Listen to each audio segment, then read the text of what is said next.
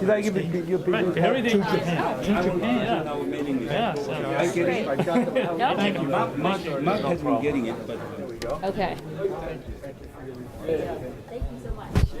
Thanks for your moderation.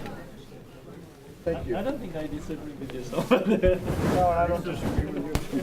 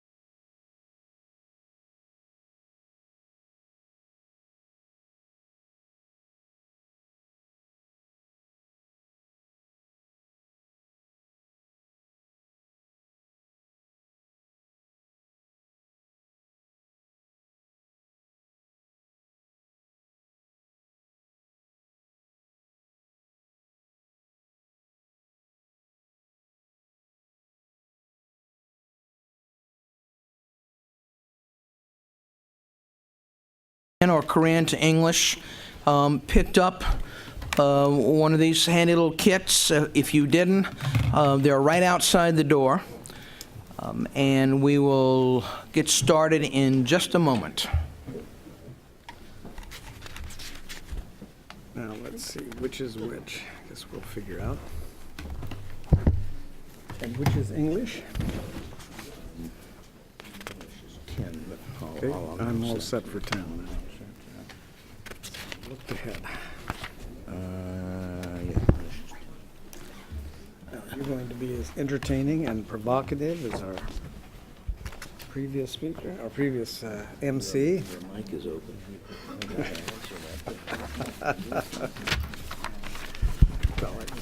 He was terrific, just terrific. Okay, a bit of instructions. If I can figure this out, anybody in this room can figure this out. Plug your headphones into the controls.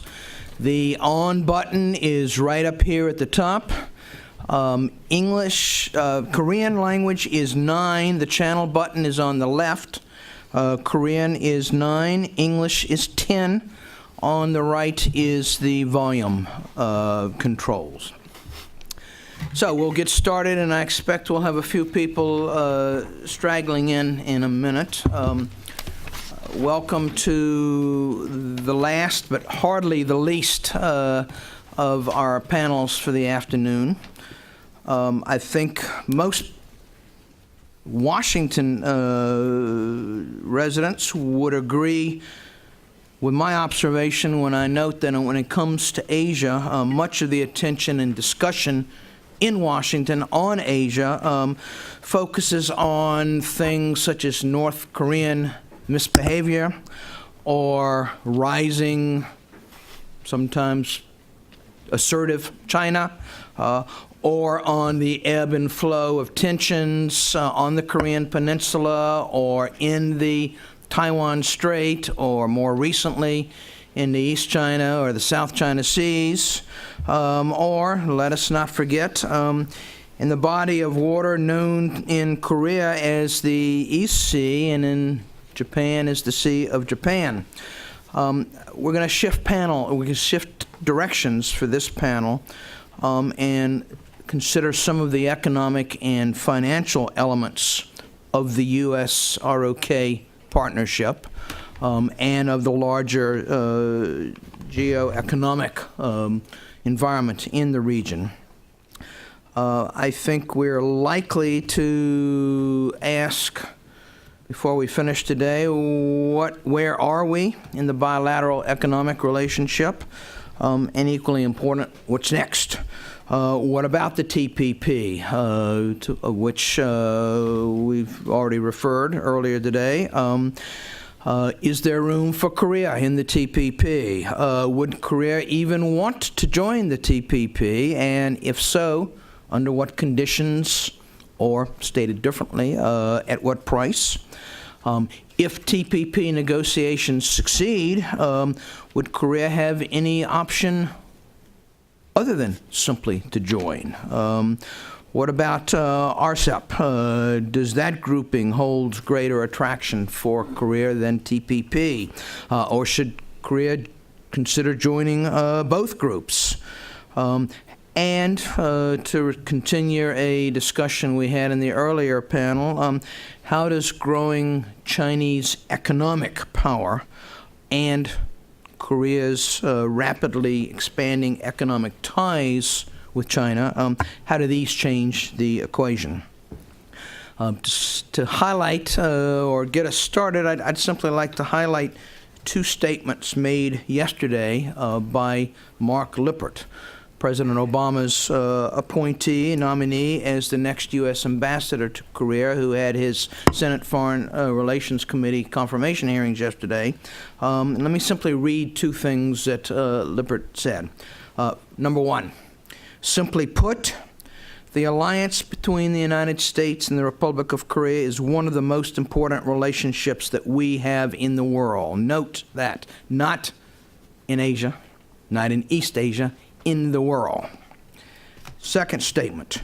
Notwithstanding the success of the KORUS FTA, its full potential has yet to be fully realized. So I think it struck me as I read this statement last night that, like much in life, we have good news and, if not bad news, at least less good news, or at least unfulfilled, unmet ambitions. And I think that really is a good way for us to think about what we're going to be talking about for the next hour and a half or thereabouts. I'm going to ask each of our panelists to make very brief introductory comments. Then I will get the balls started, and we will leave plenty of time for you to get involved in the discussion as well. You have the bios of all the speakers in front of you, and since we're behind time, I'm going to give you the short version of what, in fact, are very distinguished resumes. We're going to hear first from Dr. Chung-Young Ahn. He is the Foreign Investment Ombudsman responsible for, I'm reading this straight from his bio now, and it intimidates me, responsible for resolving grievances raised by foreign investors in Korea. Not handling, not managing, resolving. That's pretty scary. Among the many credits in his resume, he was chairman of the Presidential Regulatory Reform Committee. He has served as president of the Korea Institute for International Economic Policy, chair of the APEC Economic Committee, and I think as an American, I take some pride in the fact that his PhD is from Ohio State. Dr. Ahn, we'll ask you to say a few comments, and then I'll introduce the next speaker. Thank you very much, Mr. Chair. I'm really delighted to be here after I joined the program last year. I'm really thrilled and enjoying every minute of my visit this prestigious Wilson Center. Well, I always believe in that an FTA also means a like-mindedness in value systems, in political as well as economic systems. In that sense, KORUS FTA has been added on an existing bilateral ally relationship, a strong and robust economic partnership between the U.S. and Korea on a level playing field is likely to contribute building rule-based international trade as well as economic systems. The KORUS FTA is also serving as an effective linkage for the U.S. to engage in an increasingly integrated East Asian economy. At this point, Korea is working on to push a RCEP, Regional Comprehensive Economic Partnership. Korea also declared our interest in joining TPP. Simultaneously, Korea is also pushing through Korea-China FTA, along with Korea-Japan-China trilateral FTAs.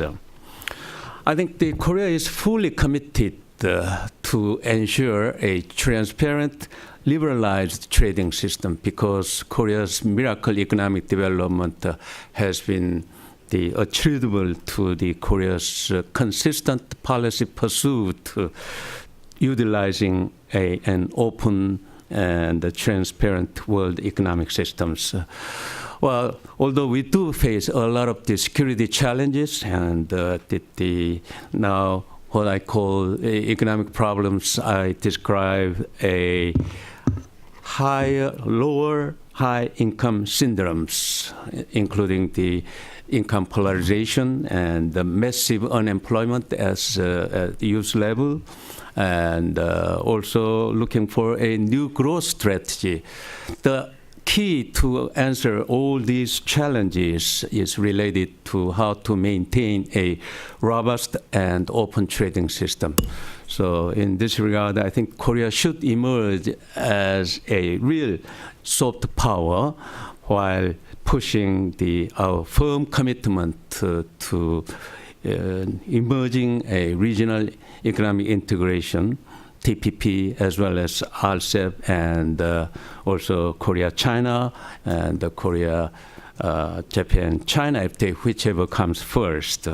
So this could help us upgrade our system and to ensure a robust economic growth for Korea, and most importantly, to provide jobs for a massive unemployed youth people. Thank you. Thank you. We will now move all the way to the other end of the table and ask James Fothery to give us a few remarks. Mr. Fothery is Senior Director for Japan and Korea at the U.S. Chamber of Commerce. In this role, he helps to set chamber policies and priorities with respect to both Korea and Japan. He has a long resume working primarily on trade issues, including with the International Trade Administration, in the private sector, and on Capitol Hill. Mr. Fothery. Well, thank you for inviting me. I'm very fortunate to be on this distinguished panel. I will offer a caveat. I'm not a scholar, I'm just an advocate, so I hope to not drag down the level of the discussion too much, so please bear with me. Just a note about what I do. I actually work with companies that do business in Korea through the U.S.-Korea Business Council. So we've worked very closely during the negotiation and the ratification stages of the U.S.-Korea Free Trade Agreement.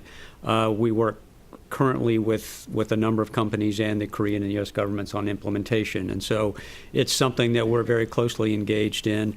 I'm also very closely involved in the TPP process because I also run the U.S.-Japan Business Council, and I've been very active in that since Japan entered the TPP negotiations a year ago.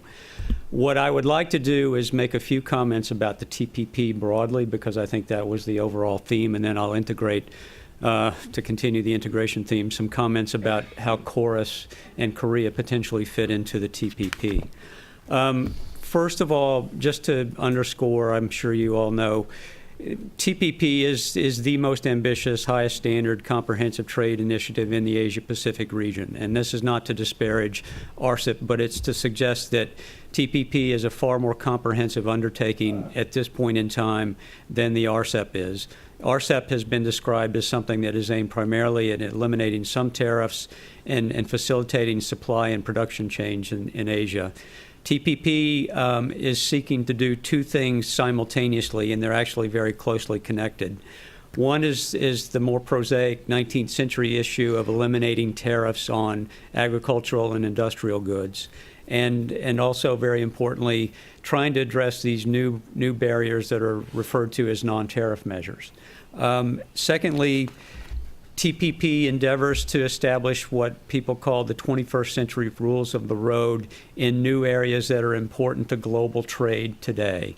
That includes things like competition with state-owned enterprises. It includes things like enhanced intellectual property protection, which is very critical, cross-border data movements, which are essential elements of the digital economy, transparency of regulatory systems, coherence of regulatory systems. That doesn't mean harmonization where everybody has to adopt the same system, but it means that there's a process by which everybody understands how regulatory decisions are made.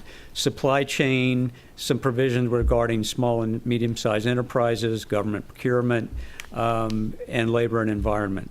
So in short, TPP is a very ambitious undertaking. It's very complex because you've got 12 countries at very different levels of economic development, from Japan and the United States at the top to Australia, New Zealand nearer the top, and then down at the bottom you've got Vietnam and Malaysia that are lower ends of the spectrum. Trying to bring together all this to negotiate the elimination of tariffs, and there's a very ambitious goal of 100% tariff elimination, which we can discuss.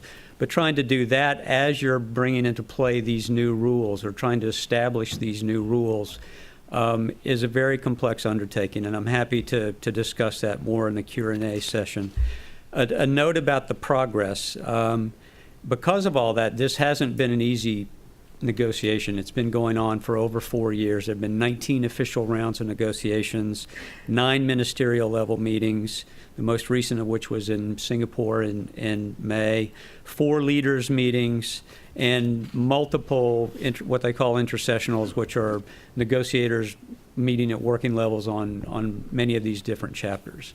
Officially, there's 1 chapter out of about 28 that's closed, meaning it's been concluded, they're not negotiating, and that's on SMEs. Unofficially, there are 8, but they're not officially saying they're closed at this point.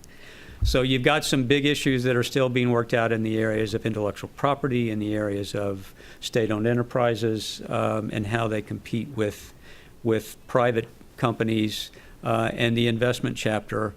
I'll cut through some of this, but my main point here is that there's this interplay between market access and rules. So countries that are at lower ends of development spectrum want things from the developed countries. They want greater access to markets for agricultural products or textiles and footwear. And the United States and Japan want things like strong IP protection because we've got innovative industries and companies. So it's a trade-off, and that's the complexity of the negotiation.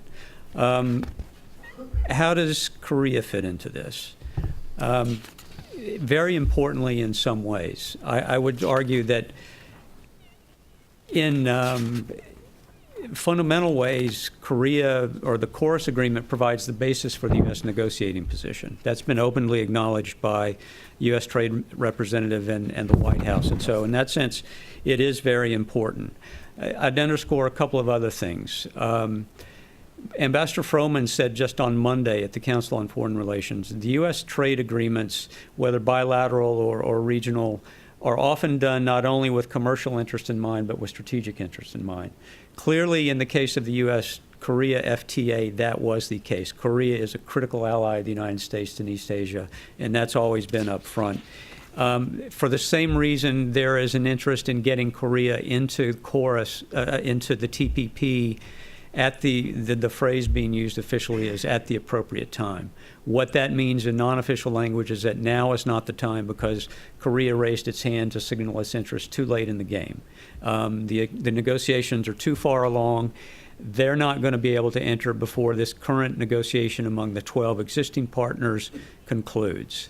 So that's the first point I would like to underscore.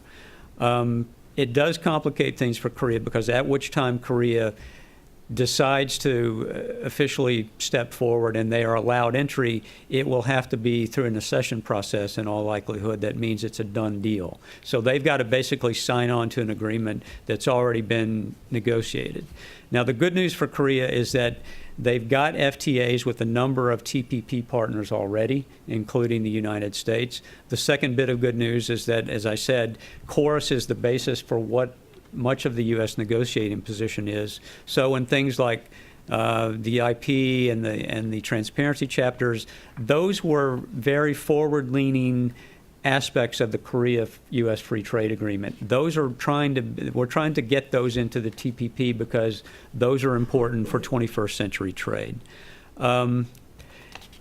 USTR always says that Korea is the gold standard, and even scholars like Fred Bergston have frequently cited the KORUS agreement as the most important bilateral trade agreement ever because of the standards and the reach.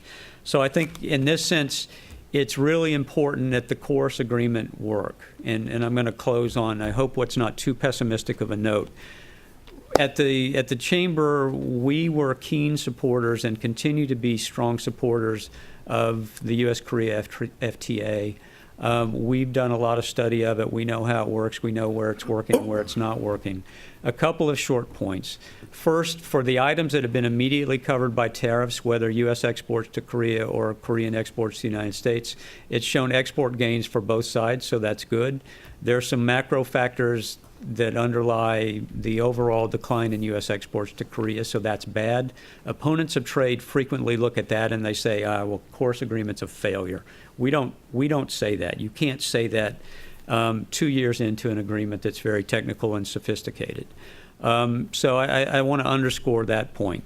But I do want to say that there are a number of areas that primarily involve what we would call the rules.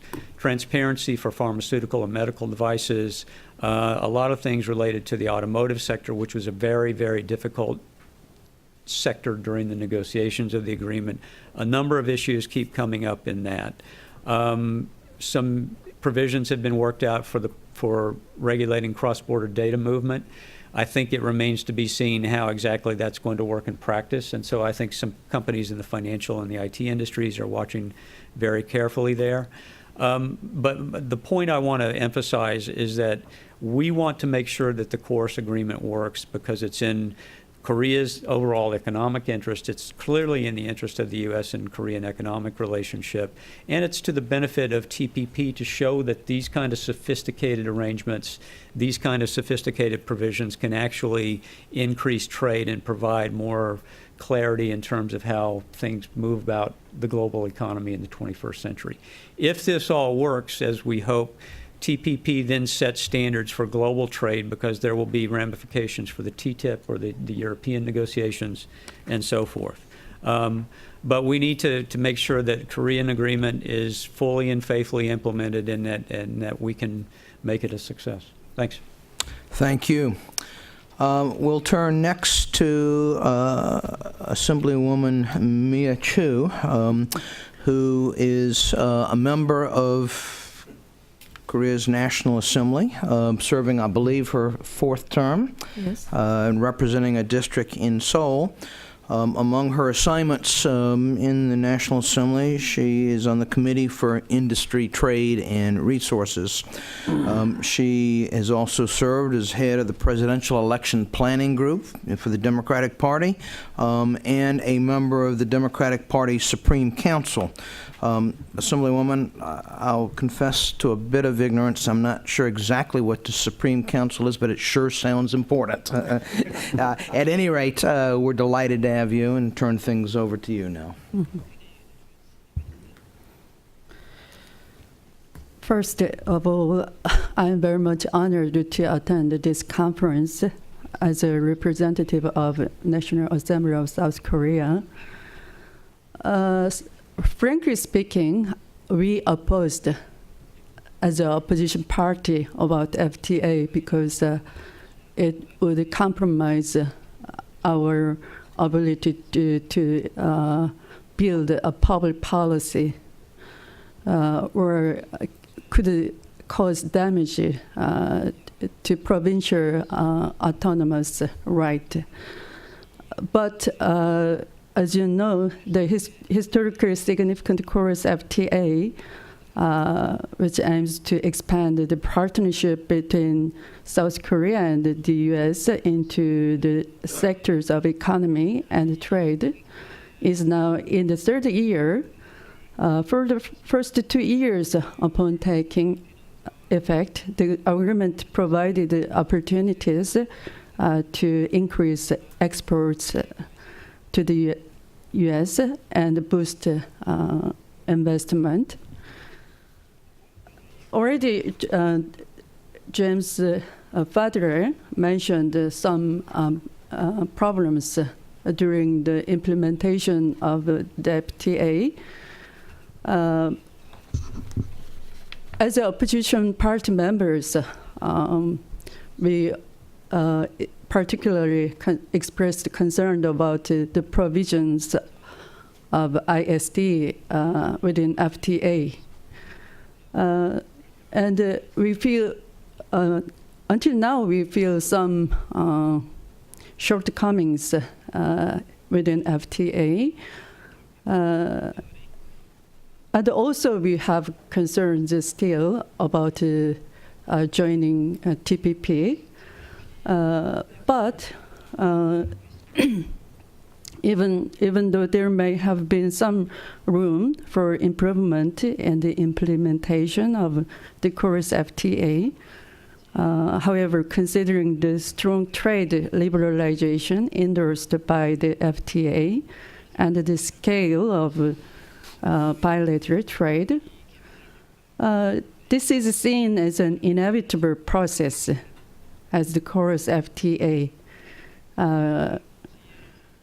continues to become an established part of the trade system of the two nations. I am very confident that it is most important for two nations to have the determination to resolve problems through constant dialogue based upon mutual trust and under the common goal of trade promotion going forward. It will be imperative for the two nations to engage in continuous collaboration and the implementation of the agreement. Thank you very much. Last, we will hear from my friend and colleague, Kent Hughes.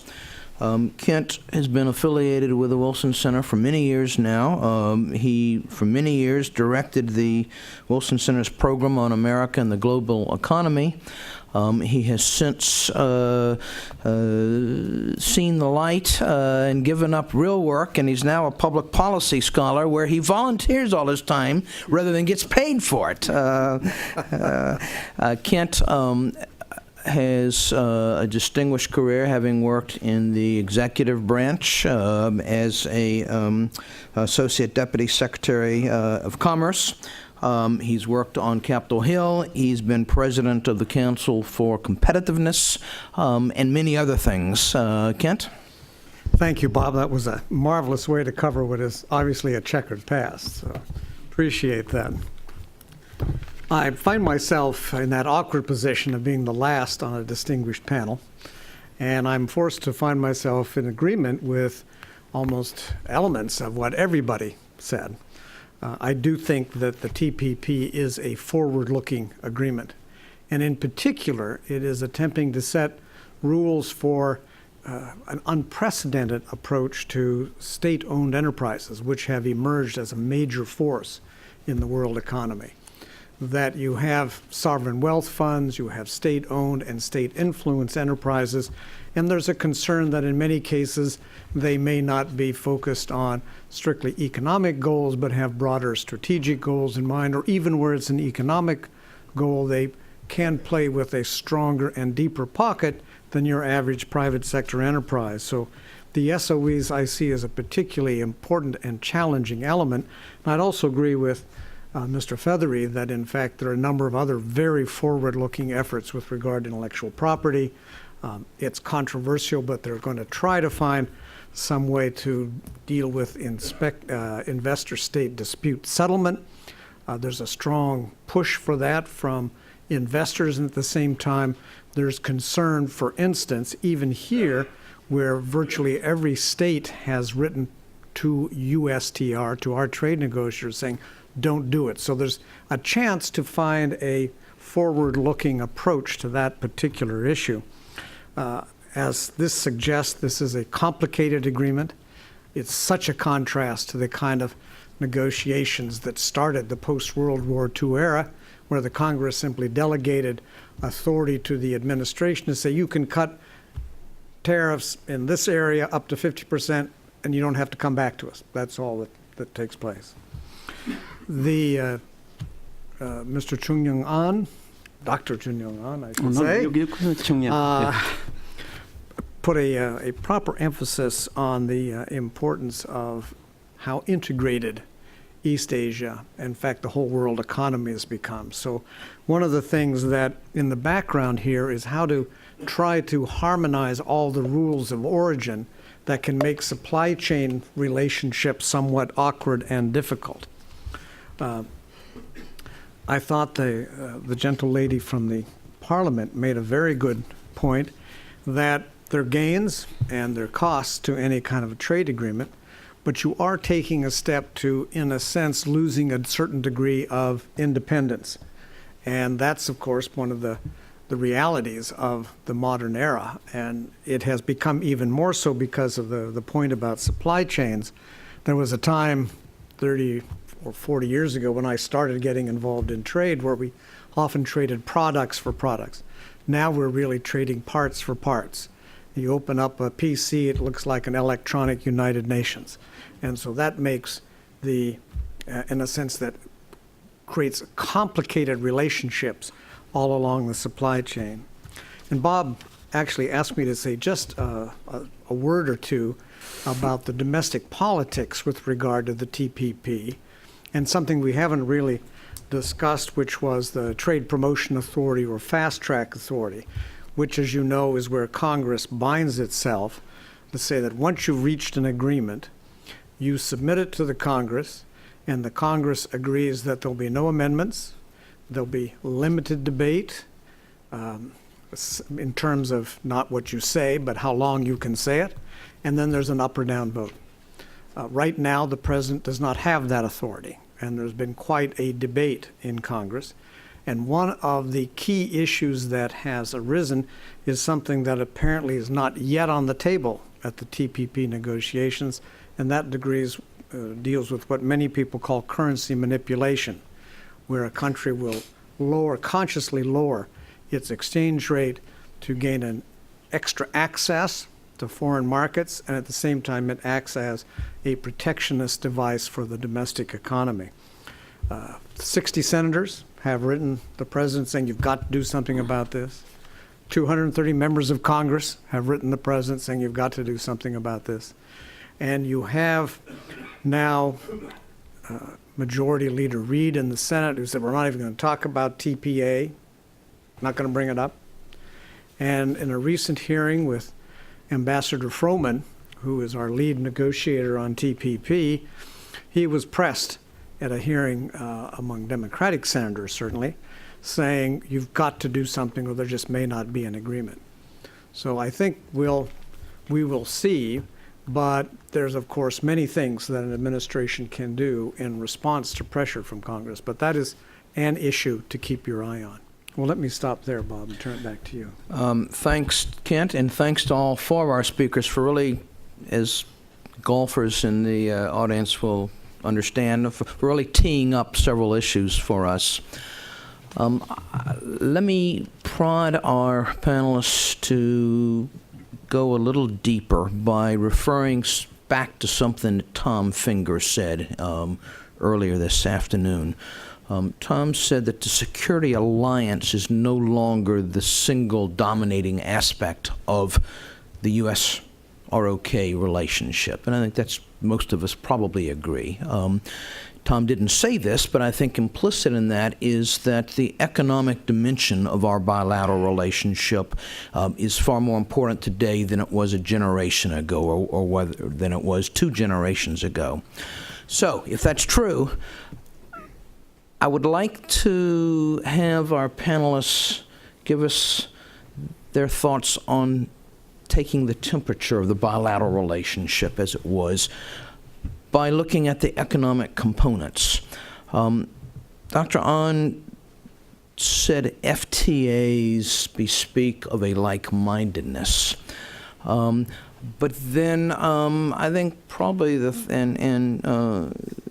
Jim Fotherly talked about some of the successes of the Course FTA. But I think a lot of what was said raised question marks, at any rate, about how well the FTA has worked, what's in store for the future, both on an international front, but also where 2 different speakers refer to domestic opposition for some of what's on the table.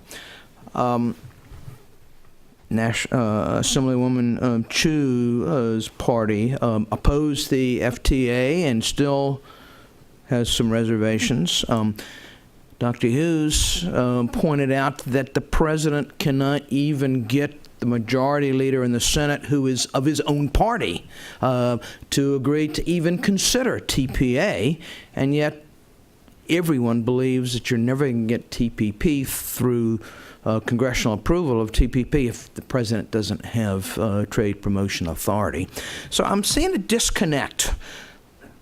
On one hand, people say economics is important and more important to the bilateral relationship. On the other hand, I detect considerable skepticism or discouragement or opposition both at the international level between the two countries, but also in the domestic base of either country.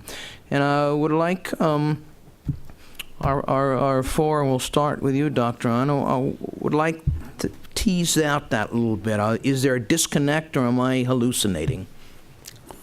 Well, I think this should be assessed in terms of macroeconomic benefit vis-a-vis a micro-sectoral benefit and cost.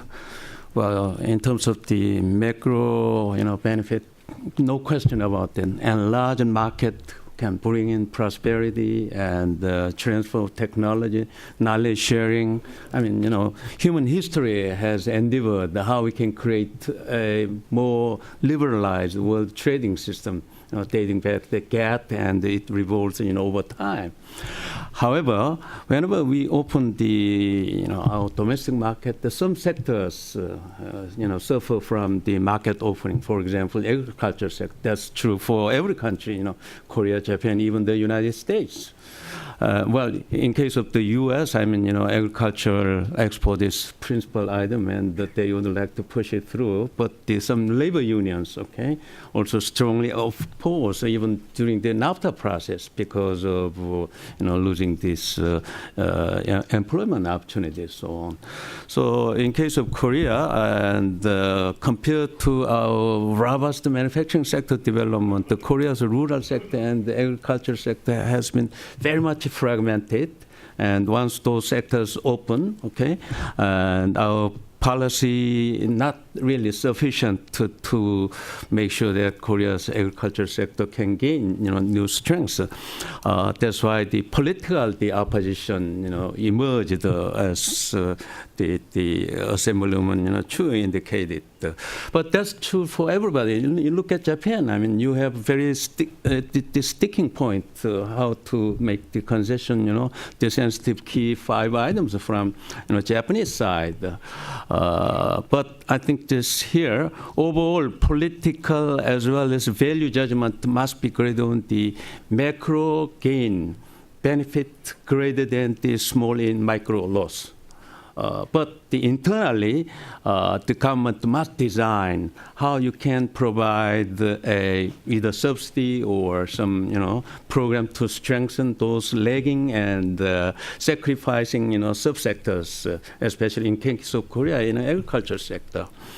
Well, that has been sort of the traditional argument. The one thing I really would like to share that is when we concluded the Korea-Chile FTA, we really faced a very strong opposition, and even during the ratification process of the Chorus FTA, we experienced one national assemblyman, the opposition party exploded the tear gas at the so we had gone through really taking process. I mean, that's a democratic political process, and here.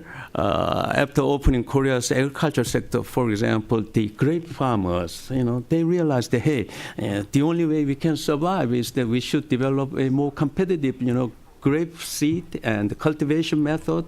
As a result, the Korean grape farmers now enjoying, a new sort of a bonanza by raising new the variety, which produce very high quality of grape. So that's one indication that the competition and openness brings in new sort of the breakthrough in the production techniques and R&D development, not necessarily the feeding game. So I would like to emphasize this fact that the opening up can bring overall much greater benefit than micro sort of loss in certain sectors. Mm-hmm. I'm not going to ask all our panelists to address that issue, but any of our other panelists wish to? Sure. Yeah. A couple of things. First, to your top line point, which is that economics is becoming more important, or is it equally important to the strategic dimensions of the relationship? I think, I'm from the Chamber of Commerce. I couldn't agree more. But I think that underpins things like TPP or even the Chorus FTA, because You bring our economies closer together through an integration process. It's difficult because there are things that are being asked on both sides with domestic sensitivities to do things that are against some vested political interests. But I think the people that negotiate and more importantly think strategically about these things understand how it does bring us together, and it does develop a relationship that can survive difficulties that crop up on the security side, on the political side, and the economic side. I think Dr. Chong's point about competitiveness, I think that's really at the heart of why you want to do trade agreements. You know, clearly some people have a mercantilist notion that you want to do a trade agreement because it's going to automatically increase your exports. That's part of it. But trade, we talk about trade as being good. I mean, there are jobs in the U.S. that depend on imports through the supply chain, through relationships that happen. Agricultural imports are always sensitive everywhere you can think about it. In Korea, they are. We don't have such sensitivities, except in a few products like catfish from Vietnam or things like that, because of the strength of our agricultural sector. Hugely sensitive in Japan, and that's become a real problem in the TPP negotiations. But if you think about it in a broader sense, your macroeconomic formulation, agricultural imports actually, in more competitiveness in the sector, bring down prices for consumers, which then have a macroeconomic benefit. And in a place like Japan, where they pay 5 times the world average for your basic apple, that would have an enormous impact in a country like that where they've just raised the consumption tax. So you have to think through all sides of these things. So I appreciate your putting it in such a way, because I think it's really important to take that broader view. You can focus in on any narrow aspect of this and you can find a reason to oppose a trade agreement. But we all have to look at the big picture and emphasize the positive and figure out ways to mitigate and manage the transition periods. Could I just say a quick word? Sure. I just want to second your emphasis on the innovation that can be driven by international competition. That when you find yourself in international competition, it accelerates the adoption of best practice, and it also often, as you suggested, drives you back to the laboratory for a new product or a new process. However, that is the hardest piece of trade negotiations to actually model. We had a group of top trade modelers here at one point. They do very well on tariffs, getting better on non-tariff barriers. This, in many ways, the most powerful aspect of a trade agreement is just very difficult to model, so it doesn't show up easily in the assessments. I do think that one of the other panels suggested that Korea could be kind of a bridge between TPP and RCEP, and therefore help bring China over time into this sense of broader trade rules. Finally, as to some tensions that may exist with regard to chorus and so forth, I'd say that strangers seldom argue. Married couples often do. So I don't see that really as a problem. And finally, that there must have been more support for chorus than I suspected in Korea, because if you had to have tear gas to get tears, there can't have been that much opposition. Would you like to add to this? I'm going to ask you another question, but go ahead with this first. Through the translation, I will express my point of view.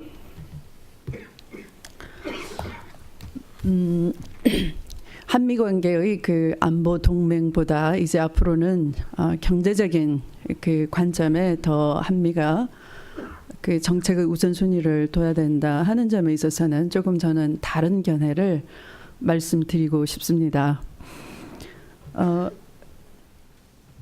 경제 문제를 양국이 잘 풀고 또 경제적으로 양국과의 관계가 깊어질수록 저는 안보동맹도 더 굳건해진다고 생각하고, 또 안보동맹도 포괄적인 관계 속에서 더 튼튼해진다라고 생각합니다.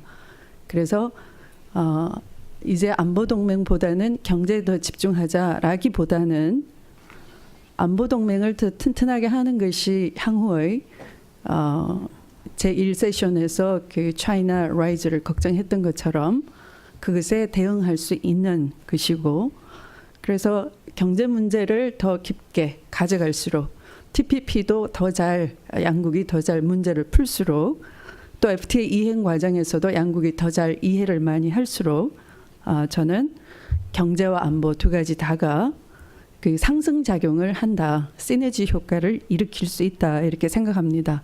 양쪽에 하나를 우선순위를 두자라는 것이 아니고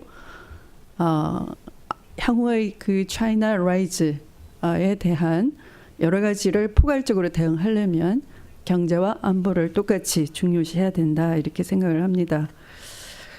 그리고 그 FTA 문제에 대해서 또 TPP가 앞으로 그 논의해야 될 문제에 대해서 저는 정치적 관점은 전혀 그 배제하고 싶습니다. 제가 야당 소속 의원이긴 하지만 또 때로는 야당이 정부 정책에 반대를 위한 반대를 해오긴 했지만 저는 이것은 국제관계인 만큼 국내 정치가 여기에 영향을 미쳐서는 안 된다라는 소신을 가지고 있습니다. 저는 그 법률을 전공한 법률가이기도 합니다. 그래서 법률적 관점에서 미국의 이해가 좀 부족하다라는 점을 지적하고자 합니다. 한국은 영미법 체계를 아직 잘 모릅니다. 특히 그 한국의 법 체계는 전통적으로 일본을 통해서 독일의 법률 체계를 많이 받아들였습니다. 그래서 미국에서는 재산권의 보호를 위해서 국가를 만들고 헌법을 만들었지만 거꾸로 한국에서는 국가의 보호 아래에 재산권 행사가 가능하다라는 그 설정이 있습니다. 그래서 개인의 재산권 행사는 얼마든지 보호받고 재산권은 보호받지만 거기에는 헌법상의 제약이 있는데요. 그것은 개인이 재산권 행사에 있어서 남용을 하면 안 된다 하는 제한 규정과 또 재산권 행사가 공공복리, 공공의 복지를 위해서 제한을 받을 수 있다라는 것입니다. 그런데 한미 FTA에서는 그런 것이 충돌이 되는 것입니다. 한국의 헌법과 FTA에서 양국이 협정한 조항이 서로 모순이 되는 것입니다. 쉽게 말하면 한국 국민과 FTA 적용을 받는 투자자 사이에 차별이 생긴다는 것입니다. 그래서 이 법률적인 모순 때문에 야당이 반대를 많이 했던 것이고요. 또 아직도 그 법 체계의 모순은 해결되지 않은 상태로 있습니다. 그래서 무역에 있어서 또는 외국인 투자에 있어서 많은 FTA 효과를 보고 있고 긍정적인 평가를 받고 있지만 이런 법률적인 모순과 충돌은 여전히 숙제로 남아 있는 것이고요. 그래서 특히 더 그 ISD 조항 투자자 국가 제소 제도에 대해서도 같은 관점에서 한국의 헌법상의 충돌을 가장 많이 일으킨다는 문제 때문에 문제를 삼는 것이지 이것이 한미 관계에 어떤 오해가 생겨서 반대를 했다는 것은 아니라는 것을 말씀드리겠습니다.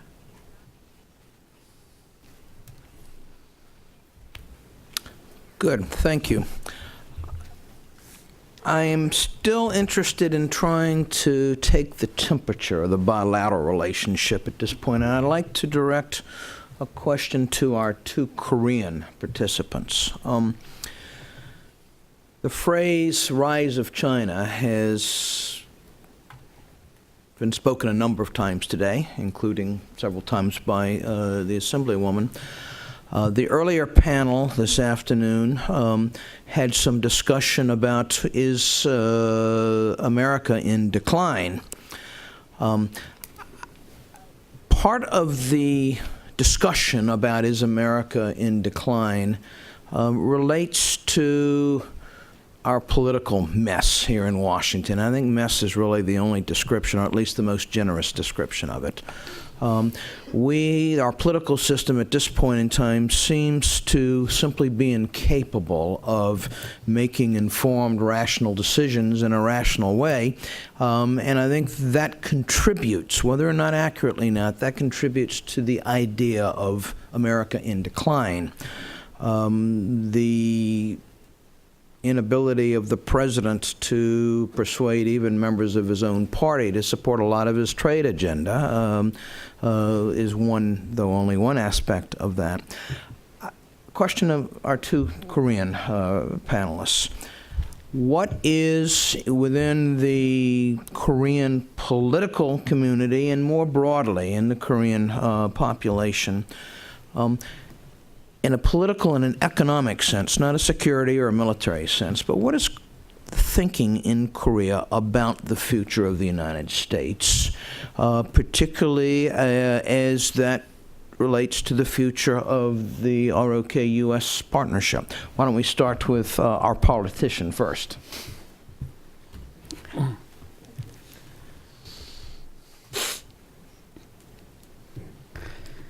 FTA를 통해서 그 처음 애초에 걱정했던 문제는 아직 나타나지 않고 있고, 미국과 한국 사이의 이 수출입의 증대와 또 외국인 투자가 그 일자리를 창출할 수 있다는 그런 기대감 때문에 아직 한미 FTA에 대해서는 국민 평가가 대단히 좋다고 할 수 있습니다. 그러나 몇 가지 사례에서 아직도 그 대중 여론보다는 전문가 집단 사이에서 특히 경제 전문가보다는 공공정책 분야에서 또는 사회정책을 염려하는 분야에서 또는 법률가적인 관점에서는 아직도 깊은 우려를 가지고 있습니다. 한국 사람들은 이제 좀 더 그 냉정해져서 경제는 경제고 안보는 안보다 이렇게 구분하고 있습니다. 그러니까 경제적으로 양국과의 관계가 그 어느 정도의 그 난제가 있다 하더라도 그것으로 인해서 한미 동맹이 손상되거나 또 금이 갈 수 있다 이렇게 생각하지는 않습니다.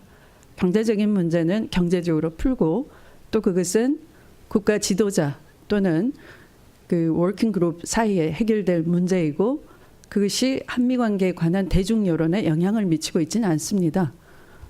그러나 안보 문제는 대중 여론에 굉장히 큰 영향을 미칩니다. 만약에 미국이 한국의 안보에 조금이라도 속을 하고 또 그 일본의 과거사 문제에 대해서 굉장히 냉정하다고 한다면은 한국 대중 여론은 미국에 대한 대중 여론은 굉장히 악화될 수 있습니다. 그러나 지난번 힐러리 클린턴 전 국무장관이 위안부 문제에 대해서 따끔한 일침을 가했을 때 그 미국에 대한 한국인의 감정이 굉장히 좋아졌습니다. 그래서 그 안보에 있어서의 대중 여론은 굉장히 중요하나 그러나 경제 문제에 있어서의 대중 여론보다는 어떤 실제적인 실익, 양국의 국익을 서로 조화시키는 것 그런 것이 더 중요하다 이렇게 생각합니다. Dr. Ahn. Yes, sir. Well, you know, I think the previous panel also discussed about the waning American influence and the rising China. In terms of the GDP, well, this year I think this China's purchasing power parity-based GDP now greater than that of the United States.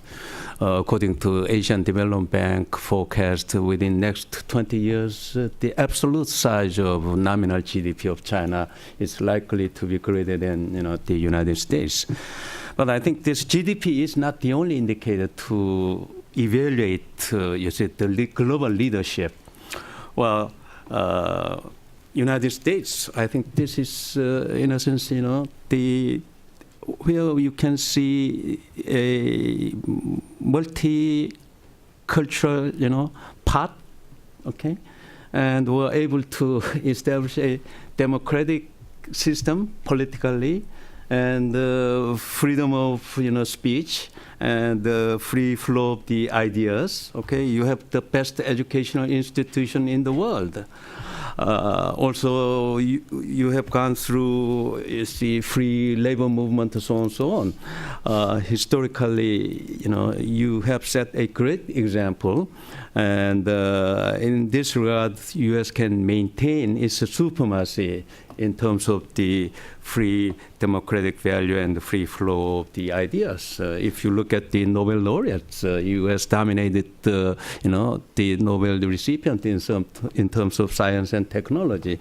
Now, looking back now, China, well, at this point, China, what in the past 3 decades maintained 10% plus, average growth rate. Now this year is going to drop to about mid 7% level, and sooner or later, China must resolve the issue how they can handle, the labor movement. Okay, we can see a really great evidence here and there across the nation, and some foreign firms now face a serious rising wages and also organize labor union activities, especially the foreign invested companies.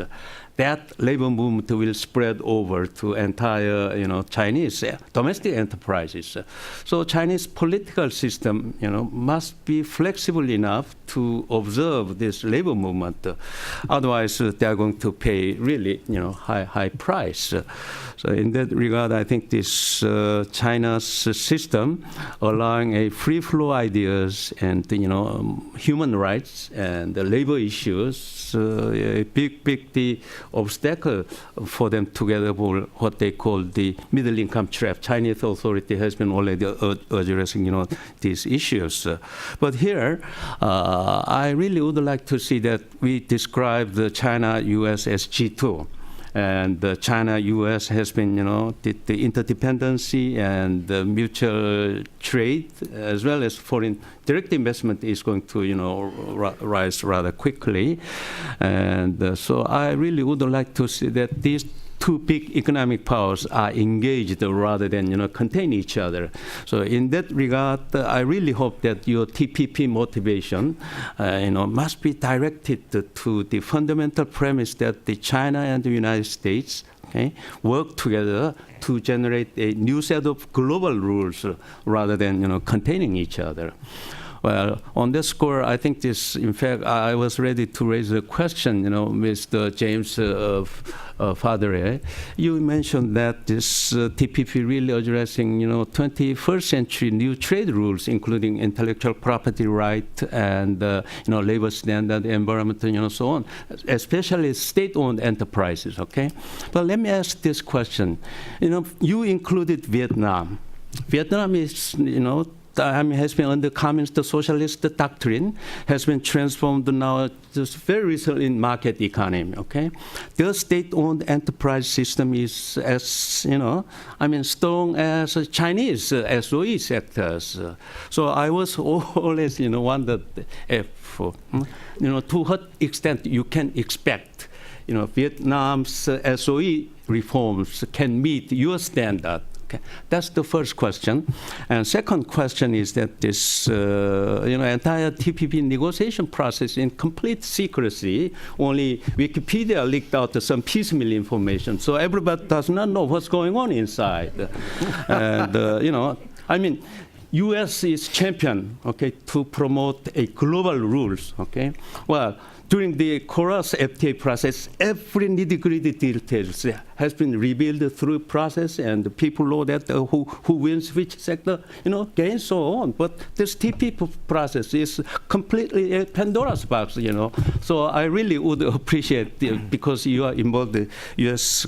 commerce sectors, what's going on inside, okay? And how you included the Vietnam. Is it a device to check the China's rise, because Vietnam, involved in this maritime territorial dispute. So that is one of intriguing questions.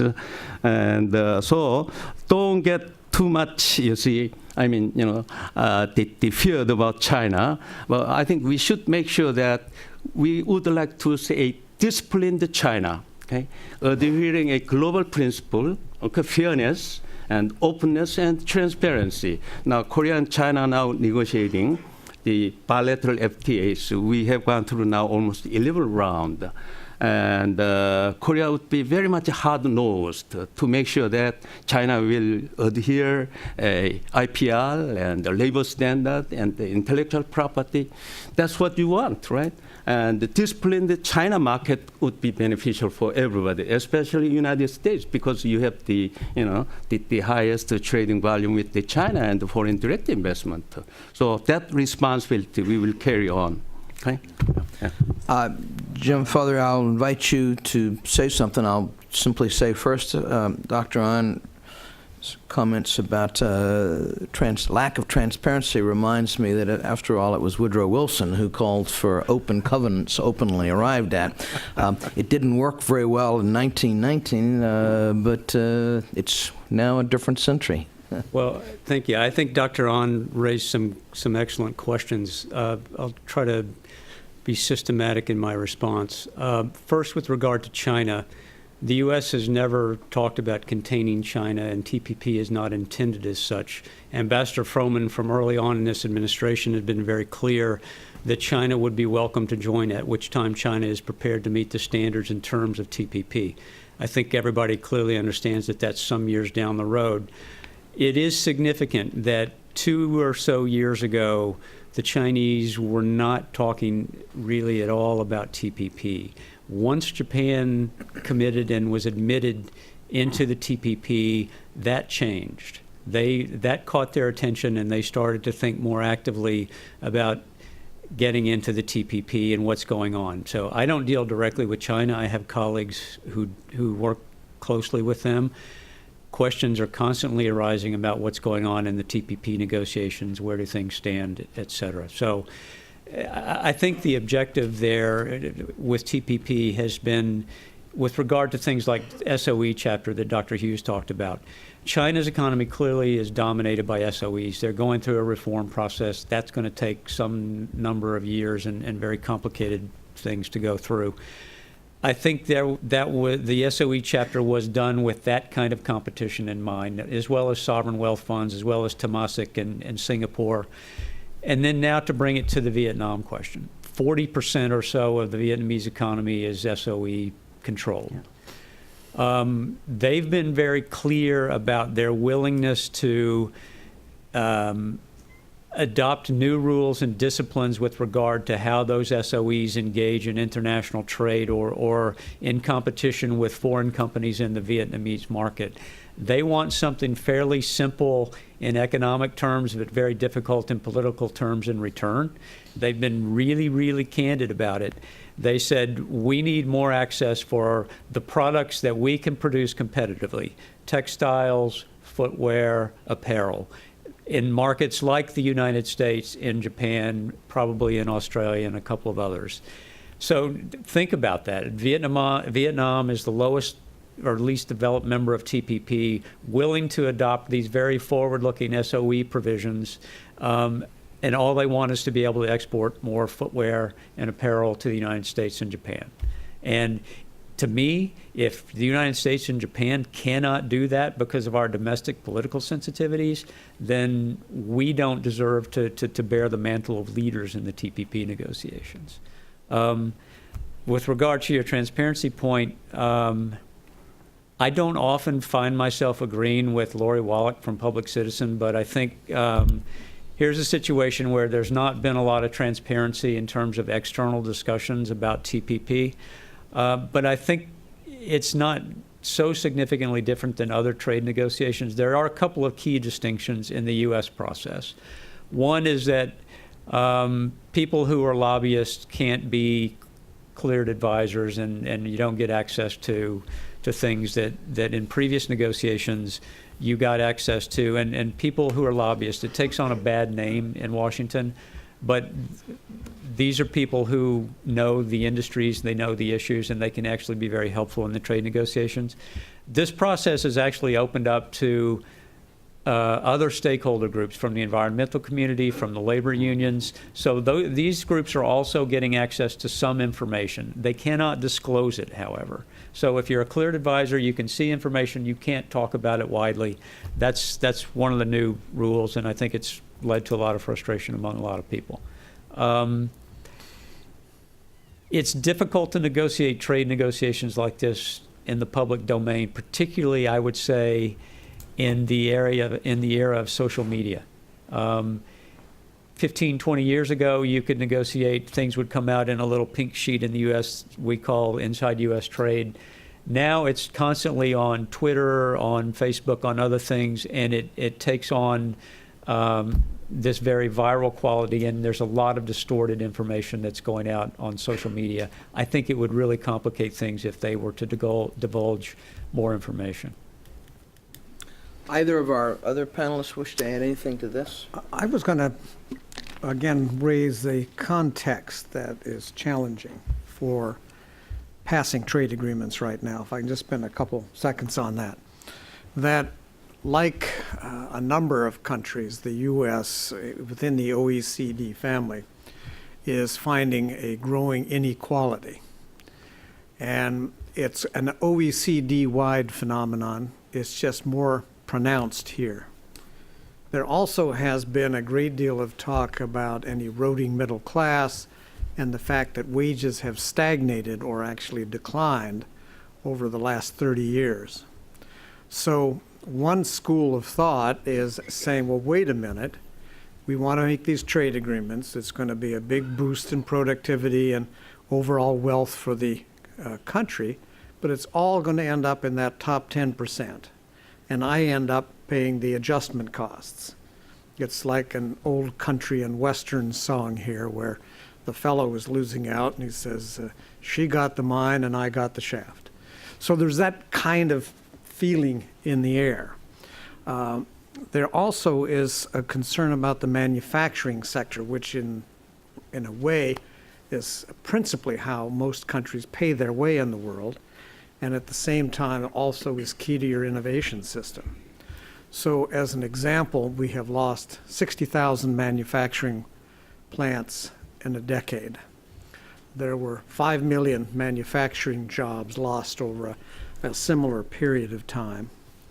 And even in advanced manufacturing goods, the U.S. now runs an $80 billion trade deficit. We've been borrowing money from the rest of the world for year after year after year, so that we now are number one in the world in terms of debtor. And so all of these questions are on people's mind, and we need people who are present TPP agreement, and I think there will be an agreement. Of course, I'm from Oregon, so I never met a glass that wasn't half full. I think there will be an agreement, but they're going to have to face those kind of hurdles. One other element that always has played an important role in past trade agreements is the question both of foreign policy and national security. So if hypothetically Mr. Froman's successful and we're in a lame duck session, that is after the Congress has actually held elections in November, I would be very surprised if you didn't see Secretary Hagel and Secretary Kerry spending a good deal of time in the Congress emphasizing how important TPP is for the president's rebalancing to Asia, and all that implies, not only in terms of the economy, but also in terms of foreign policy and national security. If I may, I actually agree with your last point, and it's actually something that they talk about now. I mean, we're encouraged to think about it in geopolitical terms too. In part, that's because there's a need, I think, to have people understand more broadly than just in what could be construed as narrowly commercial terms. You know, we're not going to get a perfect deal in a commercial sense. So particularly with regard to Japan and agriculture, think about the depth and the importance of that broader relationship. In a similar vein, that the U.S.-Korea relationship is much deeper and broader than just trade. We have a $100 billion trade relationship with Korea, but we have a very intensive security relationship and some very important shared interests. So I think I completely agree. I think on the manufacturing point, if I may, it's true we've shed a lot of jobs, and I think we're starting to see some return of manufacturing, in part because of the shale gas revolution in the United States, lower cost energy. Importantly, foreign companies are actually investing heavily in manufacturing facilities in the United States, in part because of energy costs, German companies, Japanese, even Korean. So that's an important thing. I think our level of output in the manufacturing sector is actually about the same as it was in 2001, even with 5 million fewer employees, which is... That's actually, that's another discussion that's heavily influenced by the way you calculate productivity growth, and they went to what they call a hedonic index, meaning what's the value. So because the electronic sector shows such a dramatic increases, Moore's law and so forth, that it overrepresents that sector, and other sectors have not shown that sort of productivity growth. Well, Would you like to get in at this point, or would you like to wait? We're going to bring people from the audience in soon, Well, too. You want? Okay. You want? Okay. Well, I think this, I agree with Mr. Kent Hughes, your point, after going through a liberalization, and a number of countries experienced a growing inequality and shrinking, middle class. In a sense that Korea experiencing, sort of similar symptoms while opening up our market, and plus Korea had gone through a global, financial crisis, Asian financial crisis in 1998 and 2008. So through the adjustment process, those sectors which has been very keen international competition were able to grab, new opportunities. But those domestically oriented sectors and the professions has been, lagging behind to clinch the great benefit. So in this regard, while pursuing a aggressive trade liberalization, politicians, political the concern must be addressed. How you go through internal adjustment process, okay? How you can bring up those lagging sectors to raise their productivity, so on. So I think in that regard, every country somehow should recognize, okay, the importance of those lagging sectors can participate in this liberalization, process. And the point, James, you raised on the China was motivated right after seeing Japan declared, joining the TPP process. But let me also, point out one thing, that the Chinese, they also recognize that they have been great beneficiary of, global world trading system. I mean, you can see that China's rapid growth occurred after accession to WTO system. So therefore, they recognize that the importance of the global trading system, and to ensure that the, maximizing that global trading system, United States must come into the picture, and therefore some Chinese scholars and policymakers, they are very much interested in even negotiating bilateral free trade agreement with the United States. So I met several the opinion leaders who wanted to have a bilateral even FTAs. Therefore, I think the Chinese are also very much motivated to join the TPP process until the labor sectors are somehow ready to observe that. In fact, the Professor the Bhagwati, the Columbia University, his immediate the comment after Obama declared the TPP process. Oh, this is the policy to isolate China, because that labor standard can never be accepted by Chinese authority at this point in time. So that I really would like to see that this China and United States somehow engaged in the firming up world trading system. And on that regard, I think this I really would like to utilize this opportunity. Korea actually wanted I personally would like to see that Korea join TPP process as founding member, because TPP deals with a new set of trade rules. Korea would like to voice out our position, environment, IPR, and those issues, because we are victims while dealing with China, and we have a lot of these Korea's outbound foreign direct investment in China, but never Chinese authority lived up to the global practice, global standards. So we really wanted to see, China maintain the IPR position and the enforcement, other sort of this non-tariff barriers according to international trade rules. But however, this time the United States is going to lock up initial 12 members, okay? But I don't know how long, that the final, the agreement, will go on, given I already indicated that this Assistant Secretary during, his luncheon speech, and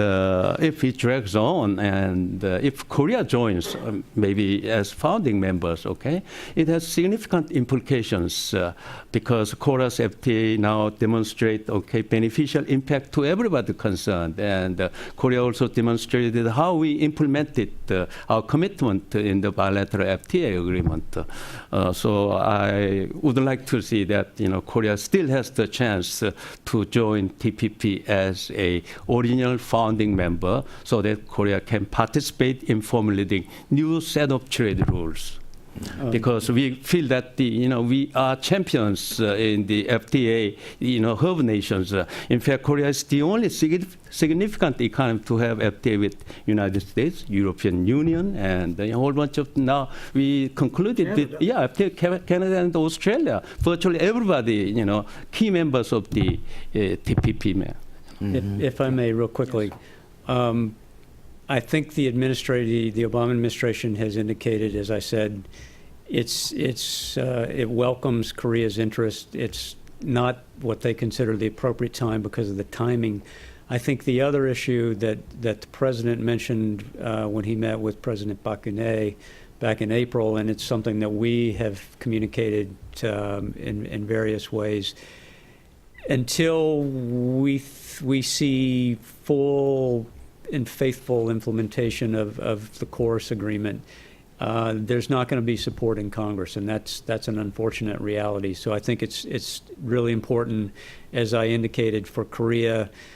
Negotiating an agreement was very hard. Actually putting it in place and adopting the practices that are required under the agreement is even harder, because you have to change the way that things are done. Bureaucrats have to change their mindsets. Things have to be done differently. And so I think those are some of the challenges that we're seeing now as rules are being changed or interpreted. And so we need to see that fully implemented and those changes made before Korea is going to be able to advance. But I think the goal for the U.S. and Japan and the other TPP countries is to close this thing out this year. We have a number of young people. Can I just respond quickly? Sure. Yeah. Well, I think this implementation issue have been raised, I think, a couple of times. And, let me tell you this.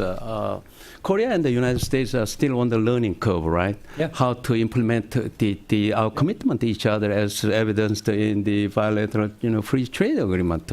Well, obviously, United States also required us very strict the rule of origin, the clarification, so on, documentation, and also vice versa in Korea. We requested all these citrus growers in Florida must present, you see, the rules of origins and carbon emission tax and so on and so on.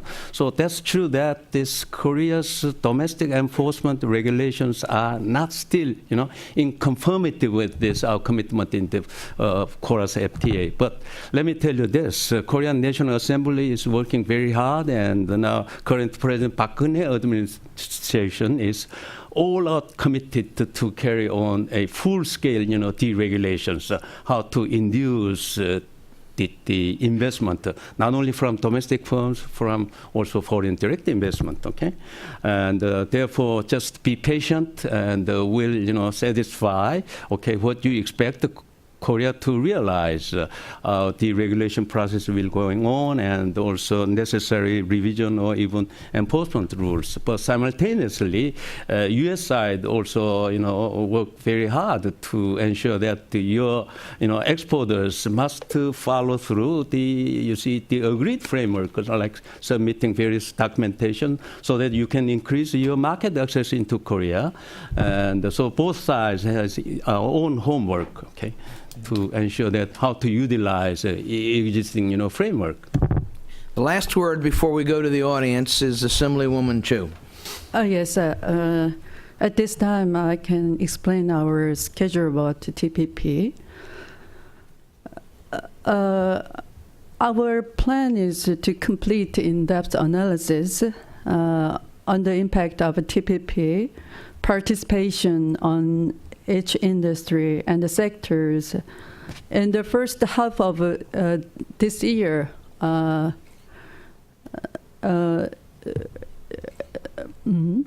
the end of this month. After conclusion of in-depth analysis of TPP, we will have a better idea of how to proceed. James further mentioned about the complement of implementation, especially the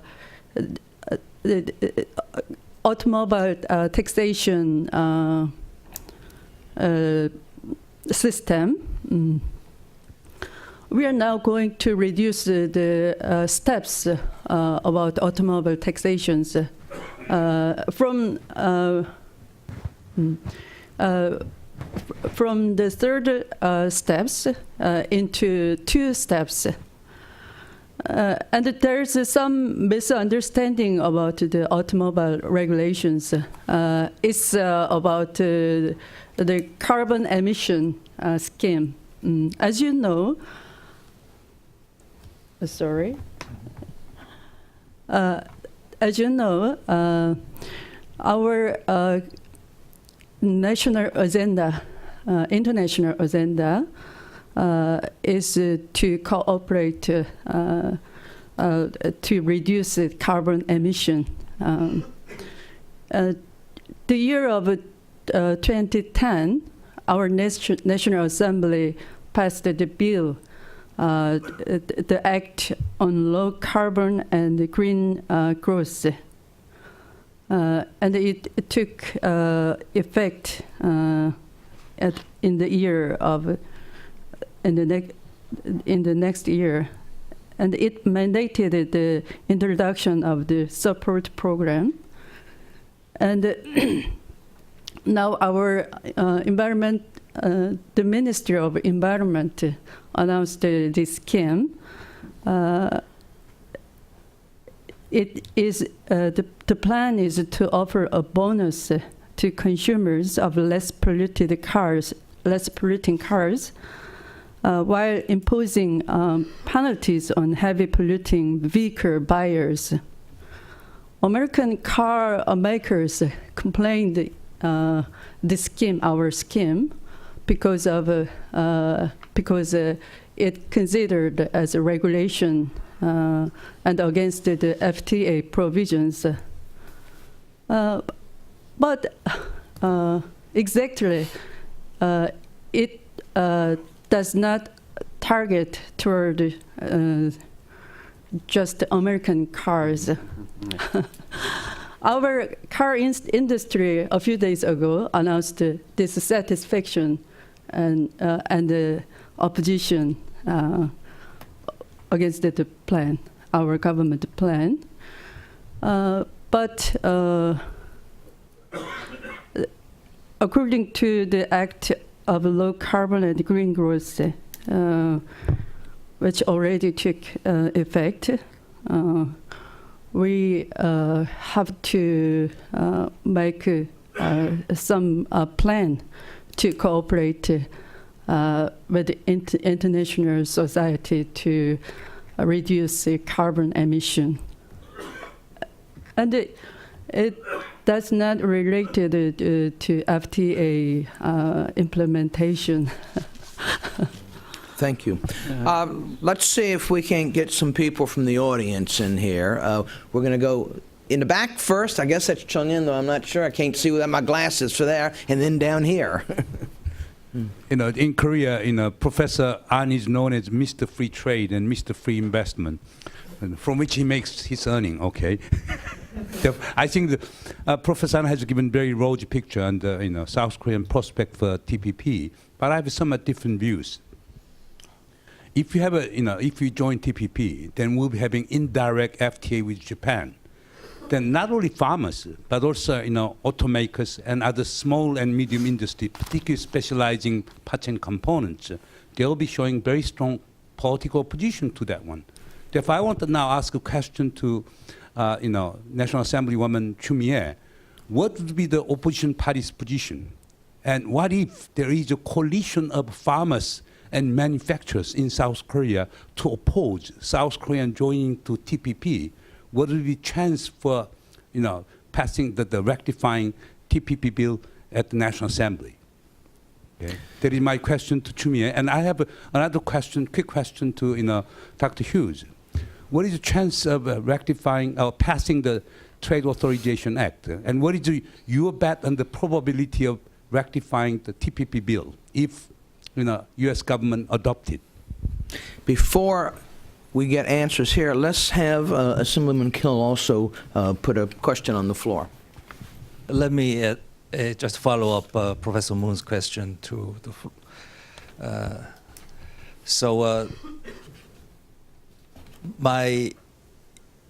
I would better introduce to you that the current atmosphere in the Korean National Assembly on TPP.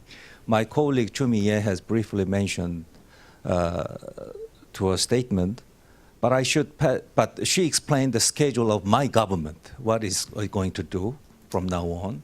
But the atmosphere so far at the moment at the National Assembly, especially discussed at the committee concerned, a committee of Industry, Trade and Energy Committee, Madam Chu and I are affiliated with, still a lot of reservation on the TPP.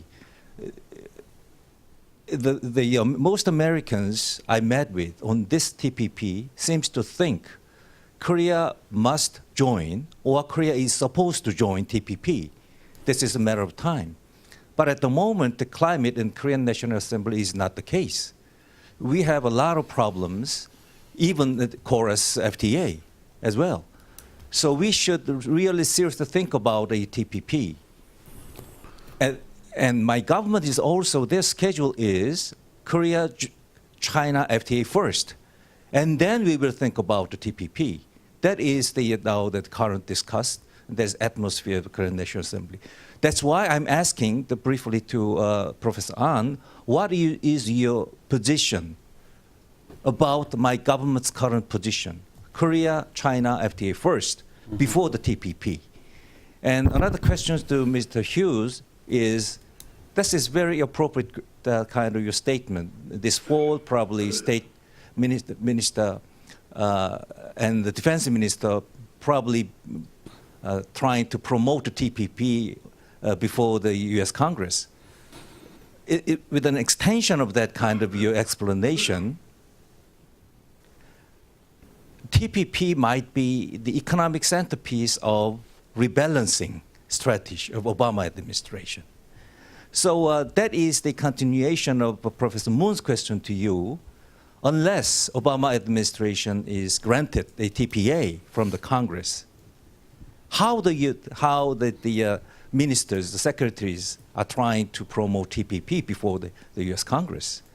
So I think we should be very careful, or we should pay a close attention to the domestic political schedule. Midterm election, Republican will take the majority in the Senate, probably currently expected. So that might be also discussed within a broader context of U.S. domestic politics. That rebalancing strategy to Asia might be supported by partisan or be supported by the next presidential candidate. So that might be all various factors we Koreans should consider whether we join the TPP or not. This is not a done deal. Thank you. I'm going to ask, we've got one question for the Assemblywoman, two for Dr. Hughes, and one for Dr. Ahn. I'm going to ask each of our panelists to be very brief so we can get one or two more questions from the floor. Assemblywoman Chu? 문 교수님께서 질문을 한 것에 답변을 드리겠습니다. 이미 아마 문 교수님의 고향 같은데요. 그 제주 섬의 감귤 농사는 캘리포니아산 그 감귤류 수입으로 인해서 많은 타격을 입었습니다. 지난 2년 동안 추정치로만 600억 달러, 죄송합니다. 한국 돈으로 한 잊어버렸습니다. 네, 통계를 잊어버렸습니다만 굉장히 큰 타격을 입었습니다. 특히 그 제주 감귤은 그 남북 관계의 개선을 위해서 제주 자치도에서는 그 북한에 그 식량 지원 차원에서 보낸 바도 있는데 남북 관계가 단절된 이후에 그런 소비마저도 이루어지지 않아서 제주의 농가는 큰 타격을 입었습니다. 그런 것처럼 특히 미국산 세국은행에서 한국의 축산업은 희망이 없고요. 그래서 농업, 수산물, 축산물 부분에 있어서는 피해가 보전이 될 수 없는 정도로 이미 그 피해 산업으로 되고 있습니다. 그럼에도 불구하고 또 그것이 제대로 된 보상이 제도적으로 이루어지고 있지 않음에도 불구하고 전체적으로 그 미래의 관계를 위해서 말씀드린 포괄적인 한미 관계를 위해서 한미 FTA의 그 긍정적인 면을 많이 평가를 하고 있는 상황입니다. 그러니까 전체적인 그 국익의 양국의 이해관계의 이익관계의 증대 차원에서 보는 것이지 문제점이 없다는 것이 전혀 아닙니다. 같은 문제를 TPP 협상 안에서도 심각하게 안고 있는데요. 역시 그 해당 그 피해 산업 분야, 농업, 수산물 또 축산 분야에 있어서는 TPP에 대한 현재의 단계는 첫 번째 단계 이익을 표명한 단계이지만 이제 그 협상의 그 구체적인 내용이 국민들에게 알려지는 그런 상황이 온다면 국내 여론은 감당할 수 없는 정도로 피해 산업 분야에서는 굉장히 큰 그 반대가 높을 것 같고 또 거기에 자유스러운 정치인이 별로 없습니다. 그래서 양국 간의 그 관계에 있어서는 이 부분에 있어서 앞으로도 많이 관심을 갖고 그 조율을 해야 될 것 같다 그런 생각이 들고요. 또 이 길 의원님께서 이제 저와 같이 같은 통상 관계를 전담하고 있는 산업통상위원회에 활동을 하고 있는데요.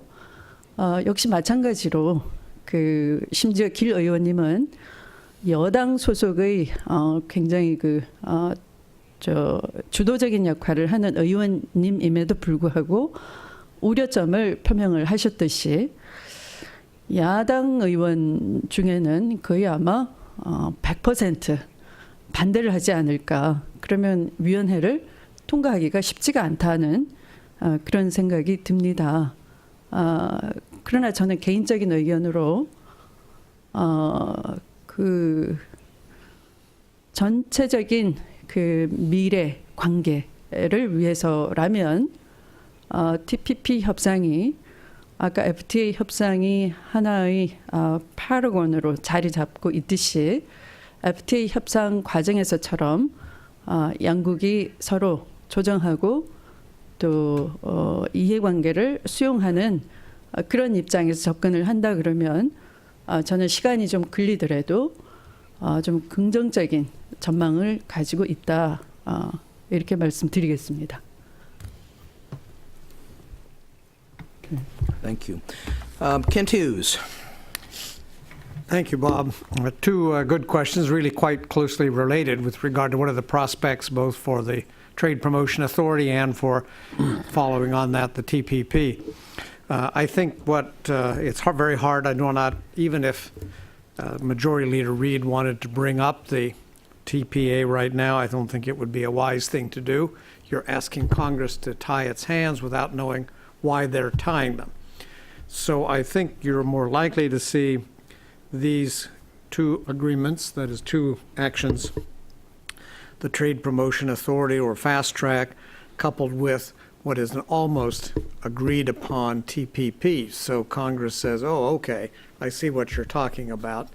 The risk there, of course, is that you mobilize support. I suspect that members of the Chamber or the NAM or the BRT would have something very specific to be fighting for. It also will trigger some real opposition. We haven't mentioned dairy, for instance. That's New Zealand's #1 priority. It's going to be awkward for us to make adjustments in dairy. So there's bound to be some reaction to that. I think the thing to keep your eye on then, because I'm talking about the lame duck session, that is after the congressional elections.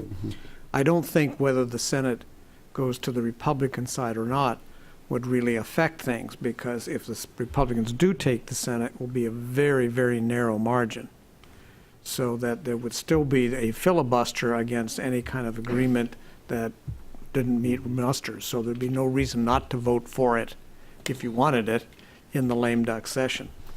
A second thing to keep your eye on is how crowded will the lame duck session be.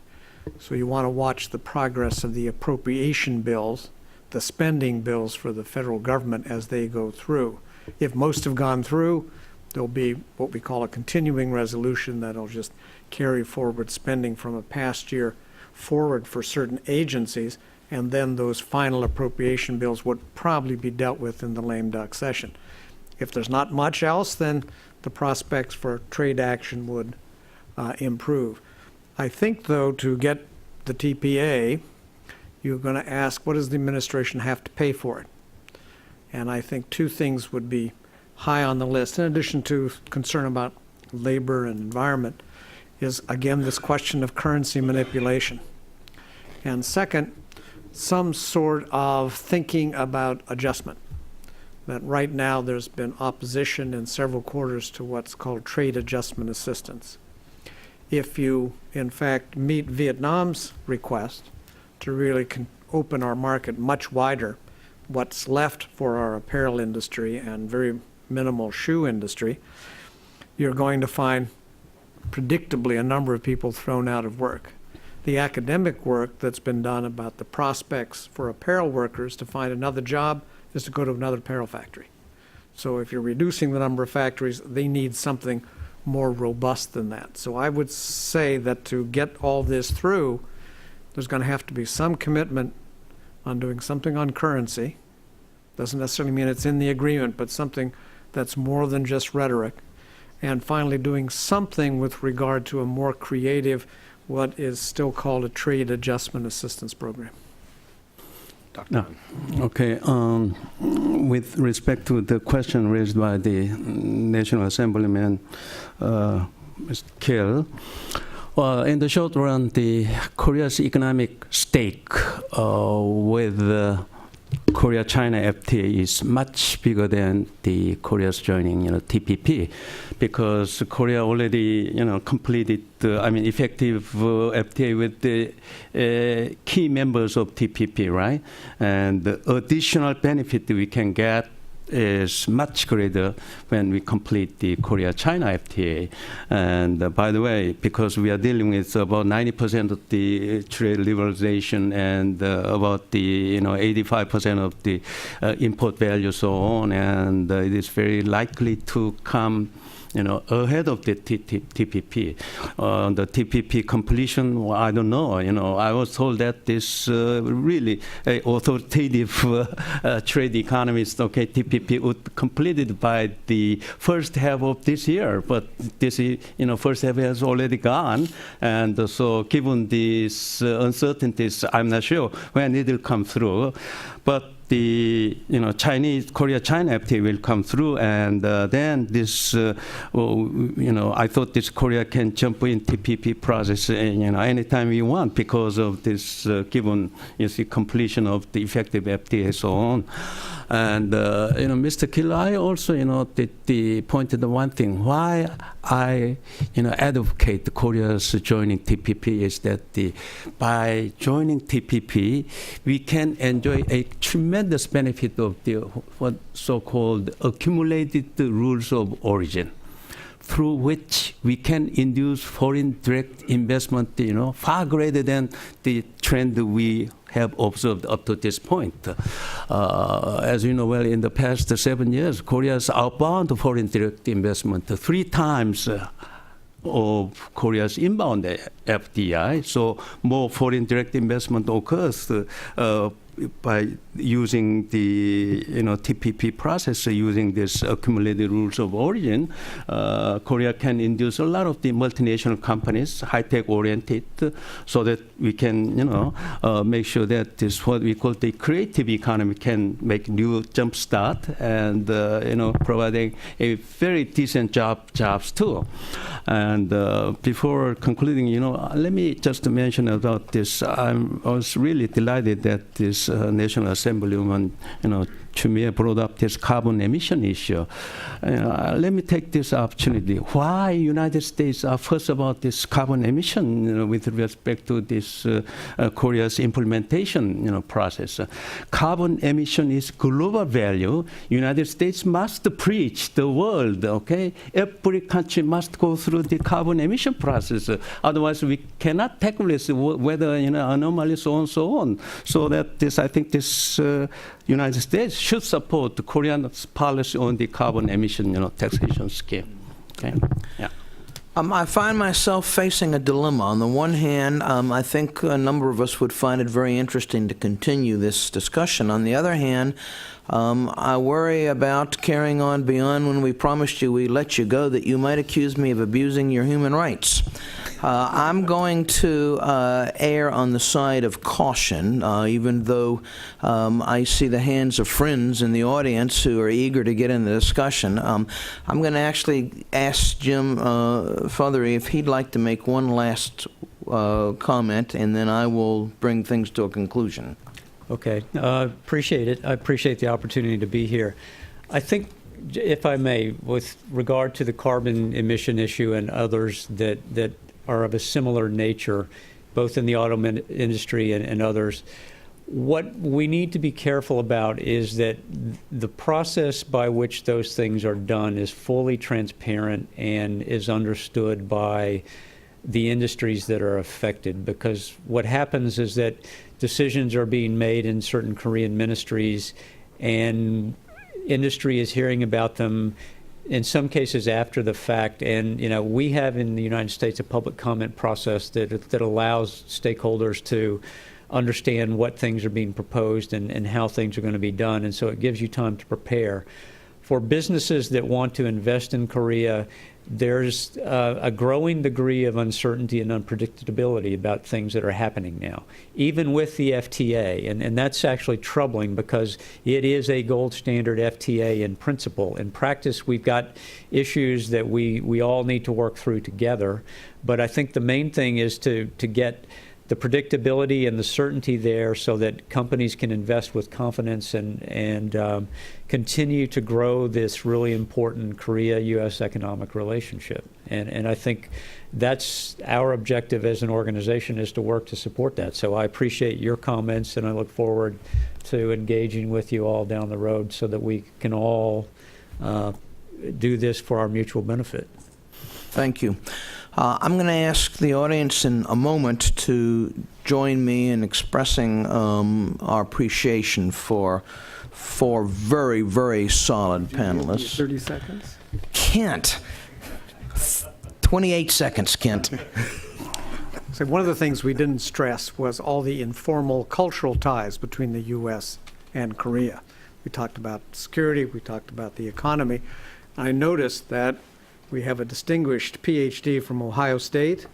My father went to Ohio State. I was going to suggest we might sing the fight song together to show these. Absolutely not. And then I was going to thank Bob for a fabulous panel. And I was going to, my Korean is very limited, so all I can say, and I do want to say it to all our Korean visitors, is hamsamnida.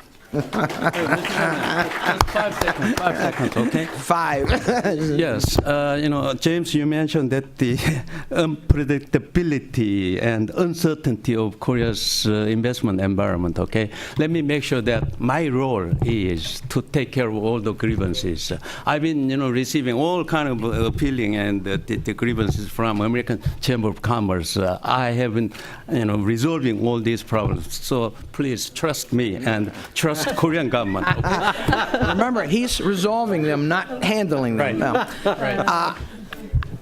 Before you go, I'm going to make simply one observation, and that is how much this discussion has reminded me of what a very wise professor told me a long, long time ago, which is, you don't understand anything about international affairs if you, first of all, don't understand the domestic politics. That clearly comes through the day.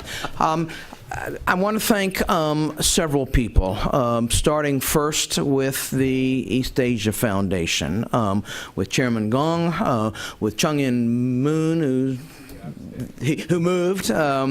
We would not have done this without the foundation and without the leadership of the foundation, and we are immensely grateful.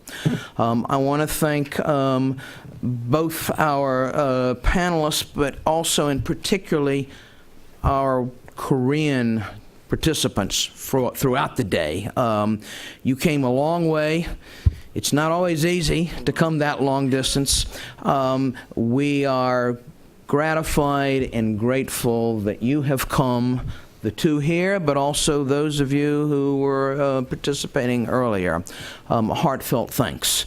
There are two other people here whose names haven't been mentioned that need to be mentioned because, point of fact, they did most of the work to get us all together. For the Korea Foundation, Hung Tak Hung, who is the executive director of the foundation, and really who did fabulous work. He's back over there. On the side of the Wilson Center, Shioko Goto, who did all the work most of the work for our side. And all of us who've ever managed a program or anything, you know that it's people like those people who really do all the hard work. So really, thanks to them. I also would ask you on the... indeed, there's more than one more. I didn't work directly with Stella, and so I'm sorry. But in fact, I would encourage all of you on page 3 and 4 of the sheet about the speakers. You've already met people on 1 and 2 and the top of page 3. Look at all those names on the bottom of page 3 and page 4, including Stella's, because they're the only reason we're here. So on that note, I hope everyone in the audience will join me in a round of applause for our panelists here and for all of our speakers today. Thank you very much. We are adjourned.